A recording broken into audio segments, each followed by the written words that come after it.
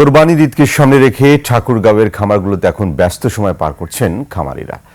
ঘাস, ভুসি ও প্রাকৃতিক খাদ্যে লালন পালন করা হচ্ছে কোরবানির পশু। স্থানীয় চাহিদা মিটিয়ে দেশের বিভিন্ন এলাকায় পশু বিক্রির প্রস্তুতি নেওয়া হচ্ছে।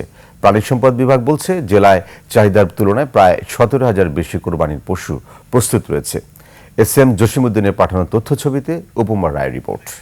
ঈদ আসবে, সাথে ক্যাশব্যাকও আসবে। নিজের বা প্রিয়জনের জন্য কেনাকাটায় এবারও নগদ পেমেন্টে পাচ্ছেন দারুণ ক্যাশব্যাক। তাই যাই কিনুন, পেমেন্ট করুন নগদে।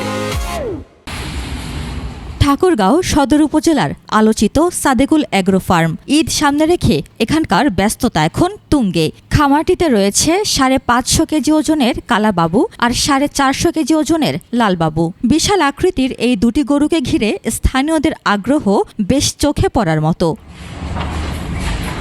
কালাবাবুর দাম হাঁকা হচ্ছে 6 লাখ টাকা আর লালবাবুর 5 লাখ টাকা। আমার খামারে 20-25টা গরু আছে, তার মধ্যে দুটা গরুর ওজন মোটামুটি 550 থেকে 450, একটা 450, একটা 550 কেজি। খামারটিতে দেশি বিদেশি বিভিন্ন জাতের শতাধিক গরু লালন পালন করা হচ্ছে। খামারি বলছেন, গরু মোটাতাজাকরণে কোনো ধরনের ক্ষতিকর ইনজেকশন বা ওষুধ ব্যবহার করা হচ্ছে না।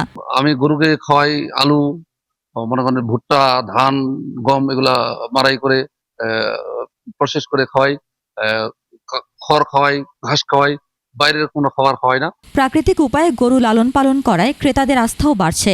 খামারি জানিয়েছেন, সীমান্ত দিয়ে গরু আসা বন্ধ হলে স্থানীয় খামারিরা ন্যায্য দাম পাবেন এবং লাভবান হবেন। যদি বাইরের গরু না ঢুকে বা ভারতীয় গরু না ঢুকে, তাহলে তারা এই গরুর ব্যবসায়, বিশেষ করে আমাদের এই ঈদুল আজহায়, কুরবানি ঈদে এই ব্যবসায়ীরা অনেক লাভবান হবে।